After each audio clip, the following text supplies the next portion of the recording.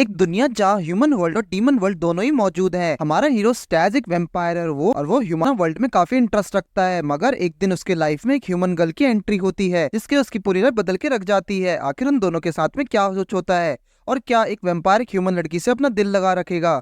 आज की वीडियो में हम इसी कहानी के बारे में बात करने वाले हैं। तो without wasting any time let's start the video. कहानी की शुरुआत में हम ह्यूमन वर्ल्ड को देखते हैं जहाँ स्टैज नाम का वेम्पायर और उसे अलग ह्यूमन वर्ल्ड में इंटरेस्ट रखने वाला होता है। उसे ह्यूमन के तरह कॉमिक बुक और गेम्स खेलना पसंद है, मगर वो अब तक कभी भी ह्यूमन वर्ल्ड नहीं पहुंचा। वहीं स्टैज एक वेम्पायर होने के साथ साथ एक टेरिटरी का बॉस भी है। असल में डीमन वर्ल्ड कई सारे टेरिटरी से डिवाइड होता है और हर टेरिटरी को उसका लीडर अपॉइंट किया जाता है। अब कुछ समय बाद हम स्टैज को कुछ चमचों की तरह देखते हैं जो एक परेशानी को लेकर उसे कॉल लगाए हुए होते हैं। यहाँ उन्होंने स्टैज को बताया कि उन्होंने फिलहाल में एक लड़की को कैद किया हुआ है, मगर वो लड़की एक ह्यूमन है।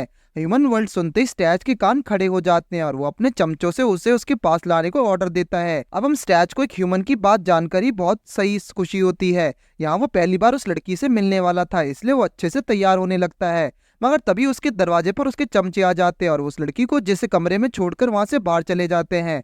एज एक्सपेक्टेड स्टैच इस लड़की को देखकर हैरान होता है और यहाँ तक उसे वो बात करके ह्यूमन वर्ल्ड के बारे में जानकारी इकट्ठा करने लगता है। वहीं उसके एक्सपेक्टेशन से अलग बाहर कुछ और ही चल रहा था। एक दूसरे टेरिटरी के बंदे ने स्टैच को चमचों पर हमला कर दिया। यहाँ वो आदमी स्टैच से मिलने के लिए हर तरफ तबाही मचाने का तैयार हो गया था। अब स्टैच के चमचे बात को बिगाड़ते हुए स्टैच को कॉल करते हैं जो यहाँ खुद उस लड़की के साथ ढेर सारी बातें करने में लगा था। यहाँ वो अपने चमचों से लड़ाई वाली बात मालूम पड़ती है, मगर वो इसमें कोई इंटरेस्ट नहीं दिखाता और बाकी खुद फोन काटकर उस लड़की से बात करने लगता है। यहाँ हमें मालूम पड़ता है कि इस लड़की का नाम फायुमी होता है और वो इस बात से अनजान है कि किस तरह डीमन वर्ल्ड में फंस गई है। इधर फायुमी नहीं चाहती कि स्टैच अपने दोस्तों को अकेले छोड़कर यहाँ उससे बात करे, इसलिए उसे बाहर जाने को कहती है। अब स्टैच उनकी बातों से थोड़ा इंस्पायर होता है। यहाँ वो फायुमी से एक तरफा दिल लगा बैठा है और वो उसकी बातों को इग्नोर नहीं करना चाहता। फिर क्या वो खिड़की को तोड़कर हवा में उड़ते हुए सीधे बाहर की ओर आ जाता है। यहाँ वो एक अच्छे लैंडिंग के साथ उन सभी के सामने पेश होता है। इसी के साथ पहली बार स्टैच का एटीट्यूड सीन देखते हैं जहाँ वो धीरे धीरे उस हमलावर की तरफ बढ़ने लगता है। मगर इसी बीच स्टैच ने एक गलती कर दी। उसने एक प्लांट मॉन्स्टर को मिस कर दिया था जो सीधे उसके कमरे में दाखिल हो चुका था। यहाँ इस बात पे अनजान स्टैच अपने एनिमी की तरफ बढ़ रहा है और अब उसे मालूम पड़ता है कि वो एनिमी असल में स्टैच को हराने आया था ताकि वो उसकी जगह पर खुद को लीडर बना सके। जी हाँ, डीमन वर्ल्ड में ये भी रूल्स है, अगर एक व्यक्ति टेरिटरी के लीडर को हरा देता है तब उसकी जगह पर लीडर बनने का मौका हासिल हो जाता है। अब इसी चीज को होने से रोकने के लिए स्टैच उसे मारने के लिए आगे बढ़ता है। इस बीच वो हमलावर अपने पूरी ताकत से स्टैच को शरीर पर लगातार वार करने लगता है। वो हैरान था कि इतने सारे वार करने के बाद भी स्टैच उसकी तरफ बड़े आसानी से बढ़ते जा रहा था। एज एक्सपेक्टेड स्टैच हमारी कहानी को अहम किरदार है और वो बड़े आसानी से उस हमलावर को मौत के घाट उतार देता है। इसी पल के बाद स्टैच सीधे अपने कमरे की ओर जाता है ताकि वो फायुमी के साथ अकेले में कुछ पल बिता सके, मगर आगे कुछ होने वाला था वो हमारे लिए और हमारे सभी ऑडियंस के लिए चौंकाने वाला था। स्टैच जब कमरे में पहुंचा तब उसने अपने सामने एक बड़े प्लांट मॉन्स्टर को देखा जिसने अब तक फायुमी को खासकर डाइजेस्टेड कर लिया था। इस तरह फायुमी का चैप्टर शुरू होने से पहले ही खत्म हो जाता है। मगर तभी कहानी में ट्विस्ट आता है। यहाँ स्टैच की नजर प्लांट मॉन्स्टर के बगल में जाती है जहाँ उसे फायुमी दिखती है, मगर उसके सारे कपड़े गायब थे। स्टैच को फायुमी में कुछ गड़बड़ महसूस हो रही थी और उसे उसमें पहली वाली बात नजर नहीं आ रही थी। कुछ समय पहले तक वो उसे लेके काफी एक्साइटेड और खुश था, मगर फायुमी को इस अवतार में उसका मन बदल जाता है। तभी स्टैच का चमचा रिवील करता है कि फायुमी असल में मर चुकी है और उसके सामने जो भी लड़की है वो सिर्फ फायुमी की घोस्ट है। असल में डीमन वर्ल्ड में मरने वाले सभी ह्यूमन की मौत के बाद उसकी घोस्ट आते हैं जो हूबहू रियल इंसान की तरह ही दिखते हैं। इधर हम फायुमी को देखते हैं जो अपने घोस्ट रूप को देखकर परेशान होने लगती है। जहां एक तरफ स्टैच ने ठान लिया कि वो फायुमी को दोबारा ठीक करके उसे इंसान बना देगा, वहीं फायुमी को याद आता है कि वो किस तरह ह्यूमन वर्ल्ड से इस डीमन वर्ल्ड में पहुंची थी। इधर वो स्टैच को उसी जगह पर ले जाती है जहाँ एक बड़ा सा पोर्टल रखा हुआ है। इस पोर्टल के जरिए फायुमी ने डीमन वर्ल्ड में कदम रखा था। अब स्टैच को अब तक ह्यूमन वर्ल्ड में जाने का सिर्फ सोचा करता था, अब वो इस पोर्टल के जरिए अपने सपने को पूरा कर सकता है। यहाँ वो सब कुछ छोड़ छाड़ कर ह्यूमन वर्ल्ड में जाने को तैयार होता है। जानना है कि आखिर ह्यूमन वर्ल्ड में ऐसी कौन सी चीज है जो डीमन वर्ल्ड में मौजूद नहीं है। वो जाने को तैयार थे, मगर इससे पहले वो दोनों स्टैच के दो दोस्त से मिलने पहुंचते हैं। यहाँ वो दोनों एक पब जैसी जगह पर पहुंचते हैं और स्टैच अपने दोस्त को सारी बात बता देता है कि आखिर वो फयोमी को वापस ठीक करने के लिए ह्यूमन वर्ल्ड में जाने वाला है। उसके दोस्त ने रिवील किया कि ह्यूमन वर्ल्ड में जाना उन दोनों के लिए बिल्कुल ठीक नहीं है। एक तरफ स्टैच ज्यादा समय तक ह्यूमन वर्ल्ड में नहीं टिक सकता, वही फयोमी की जान जा चुकी है, इसलिए वो फिर से नॉर्मल लाइफ में दोबारा वापस नहीं आ सकती। ये दोनों ही काम में उनका लिए रिस्क था, मगर स्टैच इस अपॉर्चुनिटी को ऐसे नहीं जाने देना चाहता। वो ह्यूमन वर्ल्ड में जाने का ठान लेता है और वो इसके लिए कुछ भी कर सकता है। यहाँ तक वो अपने लीडर के पोजीशन से हटने को लिए भी तैयार हो जाता है, जो कहीं से भी उसके लोगों के लिए ठीक नहीं था। स्टैच की जिद में उसके लोगों के लिए काम मुश्किल कर दिया, मगर उन्होंने भी ऐसे बंदे को ढूंढ लिया था जो स्टैच की अनुपस्थिति में उसकी जगह में काम करने वाला था। इस बंदे में स्थापित करने की पावर होती है, इसलिए वो आसानी से स्टैच का रूप ले लेता है। इसी के साथ स्टैच और फयोमी उसी पोर्टल के पास पहुंच जाते हैं, जहां स्टैच के चेहरे पर हम एक्साइटमेंट को साफ देख सकते हैं। इधर वो दोनों थोड़े समय के बाद साथ में ह्यूमन वर्ल्ड में एंटर कर जाते हैं, जहां वो दोनों टेलीपोर्ट होकर डायरेक्ट फयोमी के रूम में एंटर करता है। यहाँ स्टैच इसी रूम में रहकर अपना दिन को नहीं काटना चाहता, इसलिए वो फयोमी के साथ उसके स्कूल के लिए निकल पड़ता है। मगर उनके बाहर जाते वक्त फयोमी के पिता से मुलाकात होती है। अब फादर अपनी बेटी को पिछले 2 दिन से गायब देखने के बाद उस पर गुस्सा होते हैं। वहीं उनका गुस्सा स्टैच को देखकर आसमान चढ़कर बोलने लगता है। वो जानना चाहते थे कि आखिर ये लड़का कौन है और ये यहाँ क्या कर रहा है, जिस पर स्टैच अपने पास से एक स्प्रे बॉटल निकालता है और वो उन पर छिड़क देता है। इस तरह अचानक से फादर की बोलती बंद हो जाती है और वो अब उन दोनों को साथ में देखकर खुश होते हैं। उस स्प्रे के बाद उसे मानो फादर पिछले कई सालों से स्टैच को जाते थे। इधर कुछ समय बाद स्टैच ने रिवील किया कि उसे अपने सलाइवा का इस्तेमाल किया था, जिससे वो किसी भी को अपने वश में कर सकता है। या उसने उसी स्प्रे का इस्तेमाल करके फादर को अपने वश में कर लिया था। अब वो दोनों साथ में ट्रेन का सफर करते हैं, जहाँ स्टैच आसपास की दुनिया देखकर काफी एक्साइटेड हो जाता है। ये पहली बार था जब वो आसपास की चीजें देखकर काफी प्रभावित होता है और उसने पहली बार इतने सारे चीजें देखकर खुद को अचंभित कर लिया था। अब जो कोई भी स्टैच पर शक करने की कोशिश करता है, उस पर स्प्रे करके कि उन्हें अपने साइड बना लेता है। इस तरह वो दोनों साथ में स्कूल भी पहुंचते हैं, जहाँ किसी के भी कुछ बोलने से पहले वो उन सभी पर स्प्रे से हमला कर देता है। इस तरह वो सभी उसको जानने लगते हैं और उन दोनों को कुछ भी नहीं कहते। मगर इधर ये चीजें फयोमी को अच्छी नहीं लगती। असल में उसके फ्रेंड भी उसे भूल चुके थे कि एक दिन पहले वो अपने स्कूल से गायब हुई थी और सभी उस इंसिडेंट को याद नहीं करते। स्टैच ने सब फयोमी की भलाई में किया था, मगर वो इसके चलते और भी दुखी होने लगती है। वो ये सोचकर उदास थी कि इस पल के बाद उसके दोस्त उसके बारे में कुछ भी याद नहीं करवाएंगे। इसके बाद वो ये भी बात स्टैच के साथ भी शेयर करती है, मगर वो उसकी बातों पर खास रुचि नहीं रखता। तभी उसकी नजर फयोमी के ऊपर जाती है, जहाँ वो देखता है कि वो धीरे धीरे गायब होने लगती है। इधर स्टैच ये सब देखकर ज्यादा हैरान नहीं होता। वो जानता है कि अगर डीमन और घोस्ट अपनी जीने की इच्छा ही खत्म कर लें, तब वो ह्यूमन वर्ल्ड में धीरे धीरे गायब होने लगते हैं। जैसे इस फयोमी को अपनी गलती का एहसास होता है, मगर तब तक काफी देर हो चुकी थी। यहाँ स्टैच उसे इस तरह गायब होते हुए देख नहीं सकता था, इसलिए वो उसे एक तरीका बताता है कि जिससे वो कुछ समय के लिए फिर से सही हो सकती थी। अब वो अपने खून को बाहर निकालकर फयोमी के हवाले कर देता है। वो फयोमी को बताता है कि अगर वो फिर से जीने की इच्छा रखते तब उसे खून को पीना होगा। इस तरह वो अपने आप को कुछ समय के लिए फिर से ठीक कर पाएगी। अब कोई चारा न दिखने पर उसे ऐसा ही करना पड़ता है और उसे खून को पी लेती है। फयोमी फिर से ठीक हो चुकी थी, मगर इधर ह्यूमन वर्ल्ड में ज्यादा देर तक रहने से स्टैच को अजीब सा लगने लगता है। वो वापस डीमन वर्ल्ड में जाने का अपने आप को रिचार्ज करना चाहता है। इसके बाद वो दोनों फयोमी के कमरे में पहुंचते हैं, मगर तभी उन्हें वहां पर एक सॉकरर मिल जाती है जिसका नाम बेला होता है। एक अननोन पर्सन को सामने देख वो दोनों उससे सवाल जवाब करने लगते हैं, जिसके बाद उन्हें मालूम पड़ता है कि बेला ही वो लड़की जिसने अपने पावर से उस ब्लैक पोर्टल को लाया था। अब यहाँ वो ब्लैक पोर्टल यूज करने के लिए फयोमी से भरपाई करने को कहती है। यहाँ अगर वो उसके मन मुताबिक पैसे नहीं देती तब वो फयोमी को जान से मार देने वाली है। तभी हम स्टैच को देखते हैं, जो फयोमी की जान बचाने के लिए उसके सामने आ जाता है। वो उसे कहता है कि उसके पास अभी भी पैसे तो नहीं है, मगर उसके बजाय कुछ और करना चाहेगा। अब बेला स्टैच की बात मानकर उसे काम सौंप देती है और उसे कहती है कि अगर वो एक जगह पर उसके मन मुताबिक सामान को चुरा लाता है तब वो उसे कुछ भी नहीं करेगी। मगर ये चीजें स्टैच के लिए एक मुसीबत बन जाती हैं। उसे एक पोर्टल के जरिए एक दूसरी जगह पर जाना होता है, जहाँ उसे डीमन ओनर से सामना करके उसे यहाँ के कुछ चीजें चुरानी होती हैं। अब स्टैच ऐसा ही करता है। तब उसे मालूम पड़ता है कि वो यहाँ पे एक एंटी चुराने आया है। स्टैच के सामने वो चीज रखी हुई थी, मगर उसे आसानी से हासिल नहीं कर सकता। उसे हासिल करने के लिए स्टोर ओनर से फाइट करनी पड़ेगी, जिसके बाद वो ऐसा ही करता है, जहां हम उसे आसानी से उस ओनर के सभी वॉर को रोकते हुए देखते हैं। फाइट के अंत में एज एक्सपेक्टेड स्टैच जीत जाता है और उसको उठाकर ओनर के पास ले पहुंचता है। यहाँ स्टैज ने उसके डिमांड को फुलफिल कर दिया, इसलिए वो फायोमी को छोड़ देती है। वही इस दौरान उसने जान लिया था कि फायोमी एक अजीब तरह की बीमारी से गुजर रही थी, विजिबल नहीं रह सकती थी, प्लस वो एक डीमन भी बन चुकी है। इसलिए वो स्टैज को दो चीजें रिवील करती है। पहला कि उसने उस ब्लैक बॉटल को फायोमी के घर से उसने नहीं बल्कि किसी और ने रखा था।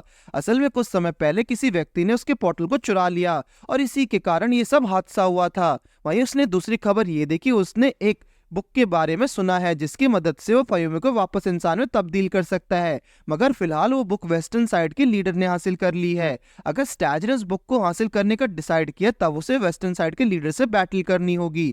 मगर यहाँ स्टैज के लिए खुशखबरी भी थी, वेस्टर्न साइड का लीडर वुल्फ असल में उसका अच्छा दोस्त था और इसी के कारण आसानी से वो स्टैज बुक को हासिल कर सकता है। इधर इस बुक वाली बात ने स्टैज के लिए काफी अच्छा काम किया। असल में शुरू से फायोमी को ठीक करना चाहता था और इस बुक ने उसके इस काम को और भी आसान कर दिया। अब यहाँ स्टैज अपने फास्टेस्ट ट्रांसपोर्टेशन का इस्तेमाल करता है जिसके जरिए वो सवार होकर सीधे डीमन वर्ल्ड में दाखिल हो जाता है। वहीं इस जर्नी के दौरान वो अपने साथ मिजीमुरो को भी साथ में शामिल करता है ताकि वो उसकी मदद से हर जगह की खबर और नजर रख सके। वहीं दूसरी तरफ बेला की स्टैच पर पूरी नजर होती है, वो दूर बैठे उसके हर डिसीजन और स्टेप को देख रही होती है। यहाँ वो जानना चाहती है कि आखिर स्टैच उसे कितना ज्यादा ताकतवर है। खैर इसी के साथ हम मिजीमुरो को देखते हैं जिसकी नजर वुल्फ तक पहुंच जाती है और वो स्टैच को अलर्ट कर देता है। अब इधर वुल्फ भी देखना चाहता है कि आखिर उसकी टेरिटरी में किस बंदे ने दस्तक दी है, मगर जब वुल्फ को मालूम पड़ा कि वो व्यक्ति असल में उसका फ्रेंड है तब उसका गुस्सा कुछ हद तक शांत हो जाता है। उन दोनों के बीच में उस बुक को लेकर बात होती है। स्टैज ने उससे बुक के बारे में बताने को कहा जिसमें वुल्फ थोड़ा हैरान होता है कि आखिर उसे वो बुक क्यों चाहिए, मगर वो उससे पहले ही अपने अगले जवाब को दे देता है। उसने बताया कि उसने उस बुक को किसी व्यक्ति के हवाले बेच दिया है, अब उसे उस बुक को ढूंढने में काफी समय लगने वाला है। यहाँ वुल्फ ने बताया कि वो उसके बुक ढूंढने में मदद कर सकता है, मगर इसमें एक शर्त होने वाली है जिसकी शर्त के मुताबिक दोनों को साथ में फाइट करना होगा और अगर स्टैज इस मैच को हार जाता तब वुल्फ के पास फायोमी आ जाएगी और अगर स्टैज ने उसे हरा दिया तब तो वो उस बुक को ढूंढने में मदद करेगा। पर स्टैज को इसको बिल्कुल फिक्र नहीं होती और उन दोनों के बीच में बैटल की शुरुआत हो जाती है। इधर हम उन दोनों को बॉक्सिंग मैच में आमने सामने खड़े होते देखते हैं। इधर वुल्फ की नजर जब फायोमी में पड़ती है, जब उसका जोश 2 गुना बढ़ जाता है। असल में वो अब खुद भी फायोमी के प्यार में पड़ चुका है और उसे पाने के लिए किसी भी हद तक जा सकता है। खैर अभी तो उसके सामने हमारा हीरो स्टैज है। इसी के साथ उन दोनों का बॉक्सिंग मैच स्टार्ट हुआ और तब हम वुल्फ को फुल जोश के साथ स्टैच पर हमला करते हुए देखते हैं।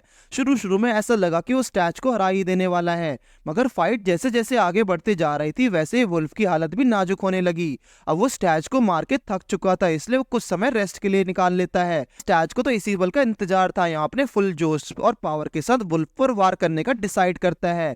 यहाँ हमें भी ये मालूम पड़ता कि स्टैच ने मैच के शुरू होने से पहले वुल्फ के शरीर में अपने दांत से गाड़ दिए थे और ये ही कारण था जिसकी वजह से वुल्फ जल्दी कमजोर पड़ गया। अब इसी के साथ स्टैच धीरे धीरे वुल्फ पर ओवरपावर्ड हो जाता है और अगले कुछ पलों में उसे हवा में उड़ाकर नीचे फेंक देता है, मगर उन दोनों की फाइट अभी खत्म नहीं हुई। अब हम वुल्फ को देखते हैं जो अचानक अपने वुल्फ फॉर्म में ट्रांसफॉर्म होने लगता है। इस दौरान वो स्टैच से पूछता है कि आखिर वो ये सब किस तरह कर रहा है। अभी तक वुल्फ अनजान है कि स्टैच ये सब फायोमी को दोबारा इंसान बनाने के लिए कर रहा होता है। खैर यहाँ जब वुल्फ को ये बात मालूम पड़ती है तब वो उल्टा स्टैच पर गुस्सा होने लगता है। असल में पिछले कई सालों से स्टैच ने भी किसी डीमन की मदद नहीं करी थी। जब उसने स्टैच को ये बात बोलते हुए देखा तब वो और भी ज्यादा गुस्से में तब्दील हो गया। अब अपने रियल वुल्फ फॉर्म में चेंज होने लगता है जहां वो फुल पावर के साथ स्टैच पर हमला करने वाला था। वहीं दूसरी तरफ स्टैच अब तक वुल्फ की हरकतों को देखकर परेशान हो चुका था। वो वुल्फ को मारकर इस फाइट को जल्दी खत्म करना चाहता है। जैसे ही दोनों में लास्ट फाइट को लेकर बवाल होने वाला था कि तभी उनके बीच में फायोमी आ जाती है और उन दोनों को फाइट को रोक देती है। यहाँ वो नहीं चाहती कि दोनों दोस्त एक दूसरे पर जानलेवा हमला करके उसे एक दूसरे को मार दें। अब इसी के साथ फायोमी रोने लगती है जिसे देखकर वहां पर बेला भी आ जाती है। वो अपने पावर का इस्तेमाल करके उन सभी को एक दूरी पर जगह पर टेलीपोर्ट कर देती है। इधर उसने बताया कि उसी के पास वो रिकर्शन बुक पड़ी हुई है जहां वो बुक अगले ही पल स्टैच के हवाले कर देती है। अब तक बेला ने उसे बुक के जरिए स्टैच के पावर के बारे में जानकारी इकट्ठा किया था, वहीं अब स्टैच उस बुक के जरिए रिकर्शन के बारे में जानने की कोशिश करता है, अगर उसके अरमानों पर पानी फिर जाता है। बुक को पढ़ने से पहले उनमें कुछ कोड थे जिसे सॉल्व किए बिना नहीं पढ़ा जा सकता। अब हर कोई इस बुक को कोड को खोलना चाहता है बट कोई नहीं कर पाता। आखिर में कोई चारा ना दिखने पर स्टैच ने डिसाइड किया कि बुक को ओनर से बात करेगा। इसी के साथ वो अगले पन्ने पर जाकर बुक के ओनर के बारे में जानकारी इकट्ठा करने लगता है। जैसे ही उसे ओनर के नाम के बारे में मालूम पड़ता तब उसके पैर से जमीन खिसक जाती है। बुक का ओनर और कोई नहीं बल्कि खुद स्टैच का भाई होता है। स्टैच का बड़ा भाई होता है और इस वक्त वो एक्रोपोलिस नाम के डीमन शहर में था। एक्रोपोलिस वो शहर जहाँ डीमन वर्ल्ड के एलाइट घर के लोग रहा करते थे और एक्रोपोलिस में सिर्फ एलाइट घर के लोग ही रह सकते हैं, यानी कि स्टैच भी अपने भाई की तरह एलाइट घर का ही है और वो चाहे तो एक्रोपोलिस में जा सकता है। यह हम बेला को देखते हैं जो एक्रोपोलिस तक जाने के लिए टेलीपोर्ट का इस्तेमाल कर रही होती है, मगर तभी वुल्फ गुस्से में स्टैच को उसी टेलीपोर्ट के अंदर धकेल देता है। इस तरह स्टैच उस पोर्टल से गायब हो जाता है और मगर वो एक्रोपोलिस ना जाके सीधा बेला के घर में टेलीपोर्ट हो जाता है। असल में टेलीपोर्ट को अच्छे से तैयार होने से पहले ही वुल्फ ने स्टैच को धकेल दिया था। खैर जो कुछ भी हुआ वो बेला के लिए सही था क्योंकि वो इसी पल का इंतजार कर रही थी। अब वो डायरेक्ट अपने कमरे में पहुंच जाती है जहां वो स्टैच के साथ छेड़खानी करना शुरू कर देती है। इधर हम वुल्फ को देखते जो अपने ह्यूमन फॉर्म में आ जाता है, जिसके बाद हम फायुमे और उस बिल्ली को देखते जो वुल्फ की कहानी सुन रही होती है कि वो रॉयल ब्लड लाइन से बिलोंग किया करता था, मगर वो प्योर ब्लड ना होने के कारण उसे वहां से निकाल दिया गया। ये बात सुनकर फायुमे के उसके लिए रोना आने लगता है। इसके बाद फिर से हम स्टैच को जो नहा धो के बेला के कमरे में आता है और यहाँ वो भी ऐसा ही करती है, जिसके बाद वो उसे सिड्यूस करने की कोशिश करती है। यहाँ दोनों के बीच में बातचीत चालू होती है, तब बेला स्टैच के पास्ट के बारे में रिवील करती है। उस बुक के जरिए स्टैच की हिडन पावर के बारे में मालूम पड़ता है। यहाँ उसने बताया कि जब स्टैच एक्रोपोलिस में अपने भाई के साथ रहा करता था तब उसके बड़े भाई मार्क डी ब्लड ने एक ऐसा काम किया था जिससे स्टैच की पूरी लाइफ बदल गई। उसने स्टैच पर गन से शूट करके उसके पावर को सील कर दिया था। इस पल के बाद से स्टैच सिर्फ अपने लिमिटेड पावर का इस्तेमाल कर सकता है। खैर अब स्टैच अब अपने पावर को दोबारा अनलॉक करना चाहता है जिससे जिसे सिर्फ उसका भाई कर सकता है और वहीं उससे भी जानना चाहता है कि कहीं उसका रिकर्शन पावर के जरिए फायुमे को कैसे ठीक कर सकता है। इधर हम वुल्फ और फायुमे के साथ में देखते हैं जो रेस्टोरेंट में होते हैं। यहाँ अचानक से फायुमे का शरीर धीरे धीरे गायब होने लगता है। अब वुल्फ ये सब देखने के कारण हैरान होता है कि इसलिए उसे ठीक करने के लिए डीमन वर्ल्ड के सबसे बेस्ट डॉक्टर के पास ले जाने का सोचता है। यहाँ वो डीमन वर्ल्ड में फेमस डॉक्टर फ्रैंकेस्टाइन के पास ले जाता है। वहीं इधर स्टैच एक्रोपोलिस की बाउंड्री पर पहुंच चुका था और वो चुपके चुपके से एक्रोपोलिस में एंटर करने की कोशिश कर रहा था। यहाँ वो हर किसी से छिपकर जानना चाहता कि असल में वो एक्रोपोलिस को छोड़कर बाहर गया था। अब इसलिए उसका एक्रोपोलिस में आना बहुत ही बैन था।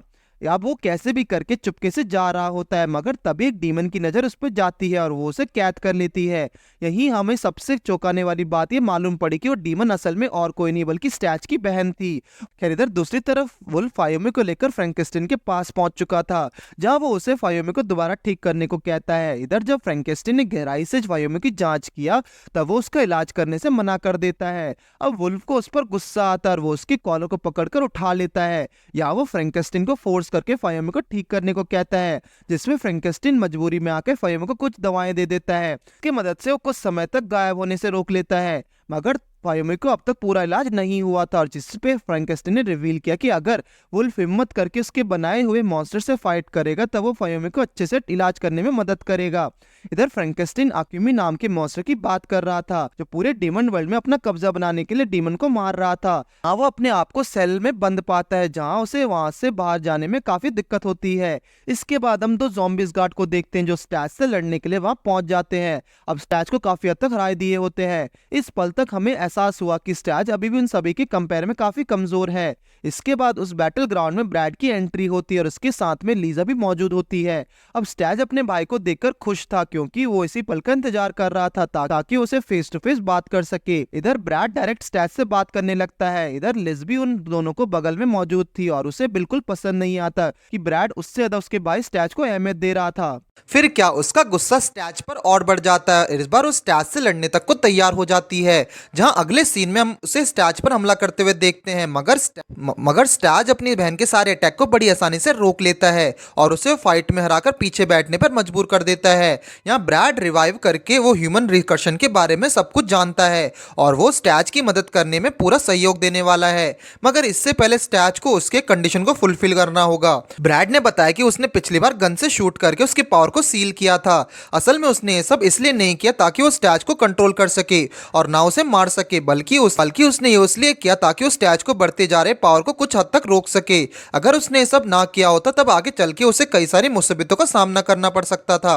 अब इसी अच्छी चीज को स्टैज ने बुरा समझ लिया था और वो अपने भाई को छोड़कर और अपने घर को छोड़कर एक्रोपोलिस से गायब हो चुका था। खैर, यहाँ ब्रैड पुरानी बातों को भूलकर स्टैज की मदद करने वाला है, मगर वो उसे एक कंडीशन भी देता है जहाँ वो चाहता है कि वो सबसे पहले फ्रैंकेनस्टाइन के बनाए हुए मॉन्स्टर आकिमो को पहले मार दे। असल में आकिमो के पैदा होते ही वो पूरे डीमन शहर पर खतरा बन चुका है और वो हर चीज को डिस्ट्रॉय कर रहा था। अब इधर स्टैज फायुमो की जान बचाने के लिए कुछ भी करने को तैयार है, इसलिए वो अपने भाई की इस बात को भी मान जाता है। और तब हम देखते हैं कि ब्रैड अपने हाथों से उन बुलेट्स को बाहर निकाल लेता है जिसको उसने स्टैच के शरीर में डाला था। अब उसका ऐसा करने से स्टैच फिर से अपने पूरे फॉर्म में आ जाता है। इसी के साथ हम स्टैच को अपने डीमन वर्ल्ड की तरफ जाते हुए देखते हैं ताकि वो आकिमो को हरा सके, मगर इधर दूसरी तरफ हम वुल्फ को देखते हैं जो आकिमो को सामने आ चुका था। अब उन दोनों के बीच में बैटल की शुरुआत भी हो जाती है, मगर ये फाइट वुल्फ के लिए कुछ आसान नहीं होने वाली थी। असल में आकिमो के पास कुछ डिफरेंट तरह के पावर्स थे जिसके इस्तेमाल से वो वुल्फ को अच्छी खासी टक्कर देने वाला था। हमने देखा कि वुल्फ जैसे ही उस पर हमला करने के लिए जाता है तभी आकिमो अपने मैजिकल पावर से खुद को सेव कर लेता है और तब वो अपने पावर से पोर्टल को खोलता है और उसके जरिए वुल्फ पर हमला करने लगता है। एक बार के लिए वुल्फ उसका हाथ पकड़ भी लेता है और पूरी ताकत से उसका हाथ तोड़ देता है, पर इसका आकिमो पर कोई असर नहीं पड़ता। इस पल के बाद हमें मालूम पड़ता है कि आकिमो अपने शरीर को आराम से बेंड और तोड़ सकता है, मगर इससे उसका कुछ बिगड़ने वाला नहीं था। अब इधर वुल्फ को गुस्सा आसमान छोड़ने लगता है और वो पूरे फॉर्म में आने का डिसाइड करता है, जहां अगली पल वो फुल जोश के साथ वेयरवुल्फ में कन्वर्ट होने लगता है। अब वेयरवुल्फ को सामने देख आकिमो को और भी ज्यादा मजा आने लगता है। उसके हिसाब से गेम में मजा डबल होने वाला था। वहीं दूसरी तरफ हम बेला को देखते हैं जो फ्रैंकेनस्टाइन पर कुछ शक कर रही थी। यहाँ वो उससे कुछ जानकारी लेने के लिए उसे अपने पोर्टल में अकेले ले जाती है। अब पोर्टल के अंदर फ्रैंकेनस्टाइन कंफ्यूज है कि आखिर वो उससे किस बारे में जानकारी लेने आई है। अब यहाँ बेला ने रिवील किया कि वो अपने काफी समय से नजर बनाए रखे हुई थी, इसलिए उसने उसके रूम तक को चेक किया था जहां उसे आकिमो पर किए गए सारे रिसर्च भी मिले थे। अब बेला उन्हीं रिसर्च पेपर के बारे में जानना चाहती है, वरना उसे मार के कहीं दूसरी जगह पर फेंक देगी। खैर, इसके बाद हम स्टैच को देख जो अपने भाई के कहने पर आकिमो को मारने निकल पड़ा था, मगर वो जल्दी जगह पर आके खो जाता है। इधर काफी मेहनत के बाद अपने डीमन वर्ल्ड का रास्ता ढूंढ लेता है और वो आगे की तरफ निकल पड़ता है। इसके बाद हम फिर से वुल्फ और आकिमो को देखते हैं जो अभी तक फाइट कर रहे थे और अब वो दोनों एक दूसरे के बराबर की टक्कर भी दे रहे हैं। इसी बीच वुल्फ अपने पावर का इस्तेमाल करके आकिमो को काफी पीछे तक धक्का दे देता है और तब अपने पंजों को बाहर निकालकर वो उसके वार करने वाला था, मगर तभी वहां पर हमारा हीरो यानी कि स्टैज आ जाता है। अब यहाँ उसने देखा कि वुल्फ अब धीरे धीरे अपने नॉर्मल फॉर्म में आने लगा है। ऐसा इसलिए क्योंकि वुल्फ क्लैन के पास उन्हें वेयरवुल्फ में बदले रहने के लिए कुछ समय का लिमिटेशन होता है और अब वुल्फ उस लिमिटेशन के काफी करीब आ चुका था। इधर दूसरी तरफ हम बेला को देखते जो फ्रैंकेनस्टाइन से बात करके वापस फायुमो के पास आ चुकी थी और तब बेला अपने पोर्टल का इस्तेमाल करके उस जगह पर पहुंच जाती है जहां उन तीनों की फाइट हो रही थी। अब हम स्टैच को देखते हैं जो समझ चुका है कि वुल्फ अब धीरे धीरे अपने लिमिटेशन के करीब आ रहा है, इसलिए वो उसे पीछे रहकर उसके फाइट को देखने को कहता है। मगर इसमें कोई शक, वो दोनों एक दूसरे को अच्छा देखने की कोशिश में लगे रहते हैं, इसलिए वुल्फ बिना पीछे हटे अपने बचे हुए लिमिट के साथ आकिमो पर वार करने लगता है। अब इसके बाद आकिमो भी पूरे पावर के साथ उन दोनों पर हमला करने लग जाता है। इस तरह अपने फुल पावर का इस्तेमाल से हर किसी को हैरान कर देता है। किसी को भी समझ नहीं आया कि आखिर स्टैज में इतनी सारी ताकत कहां से आ गई है। इसके बाद हम फिर से आकिमो को देखते हैं जो स्टैज पर वार करने वाला था, मगर स्टैज उसे एक जोरदार पंच मार के कहीं दूर फेंक देता है और तब हम स्टैच को उसके पास जाते हुए देखते हैं। अब इधर उन दोनों में अब असली फाइट की शुरुआत होने वाली थी। हम देखते कि स्टैच अब फाइट करने से पहले सबसे पहले स्पेशल पावर का इस्तेमाल करने वाला था, गोलू का कामेहामेहा यूज करने वाला था, मगर तभी बीच रास्ते में आकिमो उसके अटैक को रोक देता है और तब वो स्टैच का मजाक बनाते हुए बोला कि ये अटैक उसके अब तक सबसे बेकार मूव था और ये बात स्टैच की पसंद नहीं आती और वो अपने खुद को स्पेशल पावर मूव करता है, वो अपने खुद के स्पेशल पावर्स को यूज करने लगता है, उसे हमेशा के लिए खत्म करने वाला था। अब फाइट जब अपने अगले स्टेप पर पहुंच चुकी थी तब हम आकिमो को देखते हैं जो अब अपने फुल फॉर्म में आ चुका था। यहाँ वो अपने सीने को दो हिस्से में बांट देता है और तब हम उसके सीने से एक मॉन्स्टर को देखते हैं जिसके मदद से वो स्टैच पर हमला करने वाला था। वहीं दूसरी तरफ हम ब्रैड को देखते जो स्टैच की इस फाइट को चुपके से देख रहा होता है। यहाँ वो स्टैच को देखकर जानना चाहता था कि वो अब तक इतना स्ट्रांग है। वहीं उसकी बातों से भी मालूम पड़ता है कि वो जरूर स्टैच की मदद से कुछ ना कुछ करने का सोच रहा है और ये बात लीजा भी सुन रही होती है। खैर, यहाँ उन दोनों के फाइट के बीच में हम आकिमो को सर को देखते हैं जो अब स्टैच के हाथ में आ चुका था, यानी कि स्टैच ने खुद को प्रूव कर दिया कि वो उससे काफी स्ट्रांग था। अब वो अपने अब वो अपने आखिरी वार के साथ आकिमो को खत्म करने वाला होता है, जहां वो अपने लास्ट मूव में ब्लास्ट का इस्तेमाल करता है। इसी पल के बाद हम सभी को लगता है कि स्टैच ने आकिमो को हरा दिया होगा, मगर कहानी कुछ और ही है। इधर दूसरी तरफ हम बेला को देखते हैं, जो उन दोनों के फाइट के बीच में वो उसी जगह पर पहुंच जाती है और वो आकिमो को टेलीपोर्ट करके अपने सीक्रेट जगह पर ले आती है। इधर सीक्रेट जगह पर वो फ्रैंकिस्टाइन के साथ पहुंचती है और उसे आकिमो की बॉडी दिखाती है। अब बेला ने रिवील किया कि उसने ये सब क्यों किया था।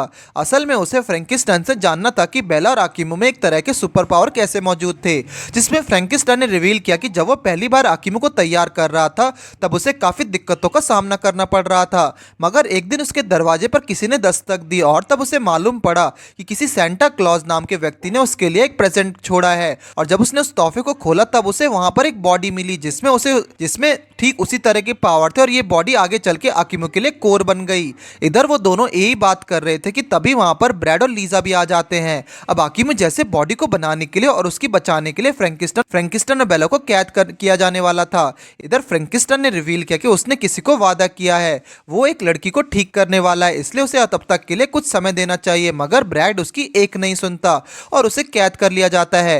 वहीं दूसरी तरफ हम देखते हैं कि स्टैच भले जीत चुका था मगर उसकी लड़ाई अभी भी खत्म नहीं हुई थी। अब हम वुल्फ को देखते हैं, जो अपना पूरा हिसाब किताब बराबर करने आया था। यहाँ वो स्टैच से फाइट करने का डिसाइड करता है, मगर तभी उन दोनों के बीच में बचपन की बातें होने लगती हैं। वुल्फ ने याद दिलाया कि कैसे जब स्टैच छोटा था तब वो एक्रोपोलिस को छोड़कर डीमन वर्ल्ड में आया था। उसकी पहली बार वुल्फ से ही मुलाकात हुई थी, जहां वो दोनों काफी मिसअंडरस्टैंडिंग के बाद भी अच्छे दोस्त बन गए थे। खैर यहाँ उन्हीं पल को याद करके वुल्फ बैटल ग्राउंड में वापस मुड़कर चला जाता है, मगर उसने स्टैच को वादा किया है वो जल्दी उससे लड़ने के लिए दोबारा वापस आएगा। अब वुल्फ के जाते ही वहां पर ब्रैड और लीजा भी आ जाते हैं और यहाँ स्टैच को मालूम पड़ता है कि वो दोनों यहाँ पर बेला की मदद से आए थे। वैसे मौके का फायदा उठाकर बेला वहां से भाग जाती है और तब हम ब्रैड को देखते हैं, जो अपने वादे को पूरा करने वाला था। वो स्टैच को उसे फयोमी के पास ले चलने को कहता है ताकि वो उसकी बॉडी को जांच कर सके। अब अगले पल हम स्टैच को देखते हैं, जो उन दोनों की फयोमी के पास ले आता है। अब इसके बाद हम ब्रैड को देखते हैं, जो फयोमी की जांच करने के बाद वो उसे स्पेशल दवा देता है ताकि वो फयोमी को कुछ समय तक परमानेंट विजिबल रख सके, मगर इसी के साथ वो फयोमी के अपने साथ ले जाना चाहता है ताकि वो उसके मैजिक फॉर्म को जांच कर सके। अब इधर स्टैच उसे इस तरह ये सब करते हुए नहीं देख सकता। वो जानना चाहता था कि कहीं ब्रास उसे झूठ नहीं बोल रहा, इसलिए उसे अपने साथ थर्ड आई के पास ले आता है, जहां वो कंफर्म कर सके कि कहीं ब्रैड उससे झूठ तो नहीं बोल रहा। अब वो सभी टेलीपोर्ट होकर सीधे थर्ड आई के पास आ जाते हैं, जहां स्टैच का शक दूर हो जाता है, जिसके बाद ब्रैड फयोमी के सोल के बारे में जानकारी इकट्ठा करने लगता है। इधर ब्रैड के जाने से पहले हमें रियलाइज होता है कि फयोमी के मैजिक पावर की मदद से कुछ करने की तैयारी में है। इसमें कोई शक नहीं कि वो ये सब अपने इविल इंटेंशन को फुलफिल करने में इस्तेमाल करने वाला था, मगर यहाँ वो स्टैच को कैसे भी करके बेवकूफ बनाने में कामयाब हो जाता है। इधर ब्रैड ने जाने से पहले लीजा के हवाले में एक काम सौंप दिया। वो उसे स्टैच की टेरिटरी में रहकर उसे कुछ समय तक डिस्टर्ब करने को बोलता है ताकि उसका ब्रैड के ऊपर से कुछ समय के लिए ध्यान हट सके। अब हम लीजा को देखते हैं, जो ब्रैड के इविल इंटेंशन को जानते हुए भी उसके बातों को मान लेती है। इसके बाद ब्रैड के सोचे समझे चाल में स्टैच फंस जाता है। असल में अब स्टैच धीरे धीरे अपनी बहन लीजा के साथ बहस करने में टाइम वेस्ट करने लगता है। वो अगले कुछ समय के लिए फयोमी के बारे में भूल चुका था। इधर एक समय बाद स्टैच को अपनी गलती का एहसास होने लगा। वो अपने दोस्तों के पास जाके उन्हें फयोमी की तलाश में भेज देता है। अब स्टैच को फयोमी के लिए चिंता करते हुए देखकर उसके लिए काफ़ी बुरा लगता है। अब वो स्टैच को काफ़ी देर तक अंधेरे में नहीं रख सकती, इसलिए वो उसके ब्रैड के प्लान के बारे में बता देती है, कैसे उसने अपने प्रॉफिट के लिए लीजा को यहाँ भेजा था ताकि वो फयोमी से अपनी नज़र को हटा सके। इधर लीजा को ब्रैड के बारे में जितना कुछ पता था वो उसे सब कुछ बता देती है और अब वो खुद भी उसकी मदद करके फयोमी को बचाना चाहती थी। इसके बाद उन दोनों ने आगे के काम के लिए डिस्कशन किया, जहां लीजा ने डिसाइड किया कि वो एक्रोपोलिस जाके फयोमी और ब्रैड के बारे में जानकारी हासिल करेगी। वहीं दूसरी तरफ स्टैच अपने दोस्तों के साथ मिलकर उन आदमी को ढूंढने जाएगा, इसके बारे में उसे हाल ही में मालूम पड़ा था। अब हम इसी के साथ लीजा को देखते हैं, जो सीधा एक्रोपोलिस के लिए निकल जाती है। यहाँ गेट के पास पहुंचती उसे कुछ लोगों द्वारा एक रोक दिया जाता है। अब उसे आगे जाने के लिए किसी की परमिशन चाहिए थी, जहाँ कुछ देर बाद हम बैरो नाम की लड़की को देखते हैं, जो वहाँ पर पहुँच जाती है। बोरो की नज़र जब लीजा पर पड़ती तब वो उसे आगे जाने के लिए अलाउ कर देती है और यहाँ तक वो उसे ब्रैड तक ले जाने के लिए फ्री देती है। अब दोनों ही लड़कियां साथ में, इसलिए उन दोनों के बीच में बातचीत भी होने लगती है, जहां लीजा ने बताया कि उसके भाई ब्रैड कुछ ईविल काम करने में फिरात में है। यहाँ तक वो ऐसा कुछ करना चाहता है जिससे वो अपने पिता यानी कि वो व्यक्ति को करंटली एक्रोपोलिस को संभाल रहा है उसे बेदखल कर सके। अब लीजा के इस बात पर बोरो को ज्यादा शक नहीं होता क्योंकि वो खुद भी पिछले कई दिनों से उसके ब्रैड के बारे में ये सब नोटिस कर रही थी। अब वो लीजा की तरह ब्रैड को उसके काम में सफल नहीं होने देने सकती, इसलिए वो उसके साथ शामिल होकर ब्रैड को ढूंढने निकल जाती है। इधर हम ब्रैड को देखते जो एक कमरे में फ्रैंकिस्टन के साथ मौजूद था और वो दोनों साथ में मिलकर अकीमो की बॉडी से कुछ छेड़खानी कर रहे थे। आखिर ब्रैड ये सब करके क्या पाना चाहता था। इधर कुछ समय बाद ब्रैड को रियलाइज होता है कि लीजा और बोरो उस पर शक करने लगे हैं और उसे ढूंढते हुए उसके घर के बाहर आ चुके हैं। अब वो खुद को बचाने के लिए सारे काम को रोक देता है और सही समय पर चीज को छुपा लेता है। अगले पल जब बोरो और लीजा उसके कमरे में आते तब ब्रैड खुद को मासूम दिखाने अपने इंटेंशन छुपाने लगता है। उसे पूरा विश्वास था कि वो दोनों को अपनी बातों के लिए डाइवर्ट कर सकता है, मगर वो गलत। ऐसा इसलिए क्योंकि बोरो के पास खुद की एक मैजिक पावर थी जिसके बदौलत वो ब्रैड के रियल इंटेंशन के बारे में जान जाती है। इसके बाद हम स्टैच को देखते जो अपने दोस्तों के साथ फायुमी के किडनैपर के बारे में जानकारी इकट्ठा करने आया था। यहाँ उसे एक स्नोमैन जैसे व्यक्ति से मुलाकात होती है और वो उसे किडनैपर के बारे में जानकारी लेने लगते हैं। अब इधर किडनैपर के बारे में कुछ खास जानकारी तो नहीं मिलती, मगर उस स्नोमैन ने स्टैच को एक खास जानकारी दी थी जिसकी बदौलत वो एक नील नाम के बंदे को ढूंढने वाले थे जिसके पास सुपर डायमेंशन की शक्तियां होती है और उसके कहीं ना कहीं फायुमी से कनेक्शन हो सकता था। इधर इस सीन के बाद हम नील नाम के लड़के को देखते हैं जो फायुमी के बारे में कुछ नहीं जानता था और वो छोटे मोटे काम करके अपनी जिंदगी को बड़े अच्छे से जी रहा था। मगर एक दिन जब वो आराम से बैठा हुआ था तब उसे अचानक से घोस्ट गर्ल दिखाई देती है। उसके हाथ में बेल था। यहाँ वो बेल बजाकर हर किसी को उसके लोकेशन के बारे में बता देती है और हर कोई नील को पीछे पड़ने लगता है। खैर उसके अगले सीन में हम बेल को देखते जो नेल के पीछे करके उसके पास आ चुकी थी। यहाँ वो बेल को कैद करने के लिए अपने टेलीपोर्ट पावर का इस्तेमाल भी करती है, मगर नेल थोड़ा समझदार था। यहाँ वो कैसे भी करके अपने आप को हर बार बचा लेता है। एक बार जब बेल टेलीपोर्ट पावर से बच जाता तब बेला उसके पैरों के बीच में किक मार के उसके होश को उड़ा देती है। इसके बाद वो कुछ समय के लिए रुक जाता है और तब बेला उससे पूछती है कि आखिर वो किसके लिए काम कर रहा है। अब ये बात नेल को समझ नहीं आती क्योंकि वो अभी किसी के लिए भी काम नहीं कर रहा था, बल्कि वो छोटे मोटे काम करके अपने जीवन को अच्छे से जी रहा था। यहाँ हमें यह भी मालूम पड़ता है कि नेल असल में कोई और नहीं बल्कि बेला का भाई था और उसके पास भी कई सारी पावर थी। खैर यहाँ अपनी बहन के सवालों का जवाब देते हुए उसने बताया कि वो फायुमी को इस्तेमाल करके हाइड्रा मॉम को बुलाने वाला था। अब हमें हाइड्रा मॉम कौन थी ये हमें आगे कहानी में मालूम पड़ेगा। अब उन दोनों की बातचीत चल ही रही थी कि तभी वहां पर स्टैच भी आ जाता है। वो अपने सामने नेल को देखकर खुश होता है, बेला को पीछे हटाकर उसके काम को निपटाने को कहता है। अब हम स्टैच को देखते हैं जो धीरे धीरे नेल के पास आ रहा होता है। यहाँ उसे खत्म करने के सोच चुका था, मगर उसने देखा कि नेल के बीच में बेला आ रही थी। यहाँ वो बेला को ये सब करने से मना करता है और उसके ना मानने पर वो उसे पीछे हटा देता है। इधर अब स्टैच अपने फुल जोश के साथ नेल से फाइट करने वाला था, मगर उनके पीछे खड़ी बेला के दिमाग में कुछ और ही चल रहा था। यहाँ वो अपने टेलीपोर्ट पावर का इस्तेमाल करके एक छोटे से पोर्टल को क्रिएट कर लेती है और जब स्टैच उसके भाई पर हमला करने वाला था तब वो नेल पर उस पोर्टल को डालकर कहीं दूसरी जगह भेज देती है। अब ये चीज स्टैच को पसंद नहीं आती और वो अपने सारे गुस्से को बेला पर निकालने वाला था। अगर अगले ही पल वो दोनों एक दूसरे के आमने सामने खड़े हो जाते हैं और तब उनके बीच में फाइट की शुरुआत हो जाती है। इधर बेला को कमजोर समझना स्टैच की सबसे बड़ी भूल थी, ऐसा इसलिए क्योंकि बेला कहीं ना कहीं अपने पावर की वजह से एडवांटेज पा रही थी। वो हर बार अपने पोर्टल का इस्तेमाल करके स्टैच पर भारी पड़ने लगती है और यहाँ तक वो स्टैच को घायल करके जमीन पर बैठा देती है। इधर स्टैच इतनी सारी बेइज्जती सहने के बाद और भी गुस्से में आ जाता है और अब वो ज़्यादा समय ना लेते हुए बेला को सबक सिखाने वाला था।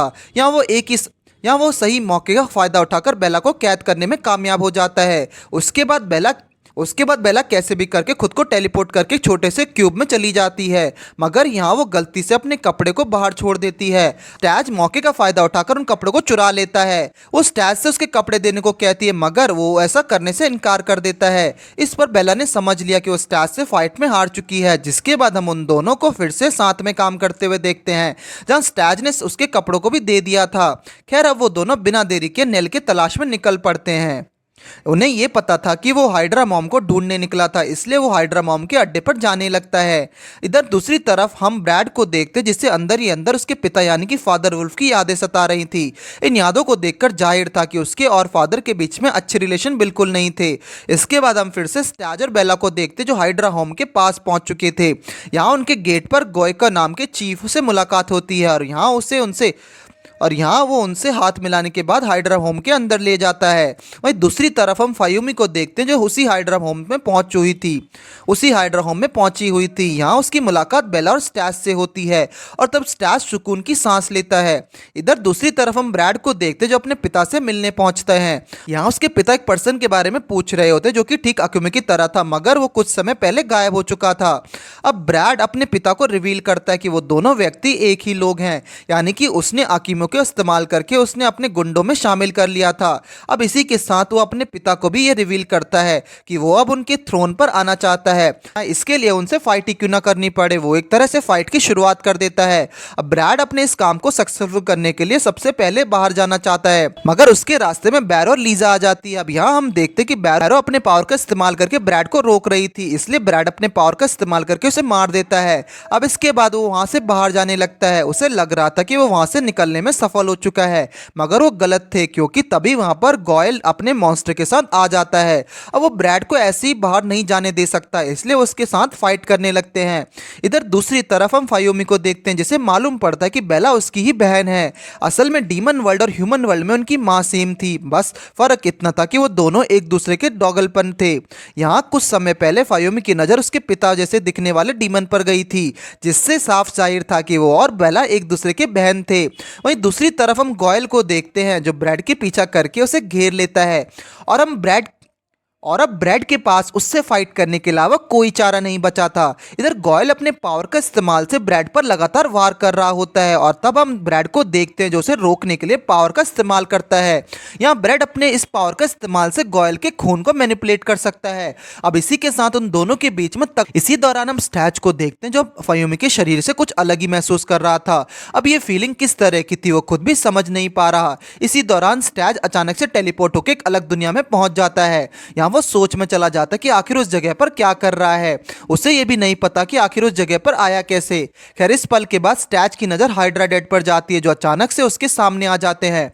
यहाँ वो इसलिए आए थे ताकि वो स्टैच के रियल इंटेंशन के बारे में जान सके, आखिर वो फायुमी के बारे में क्या सोचता है और वो उसके साथ क्या करना चाहता है। इस दौरान हाइड्रा हेड ने रिवील किया कि वो फायुमी के पिता को अच्छा दोस्त था और वो उनके काम के लिए काफी रिस्पेक्ट भी करता है, इसलिए वो फायुमी की भी काफी चिंता करता है।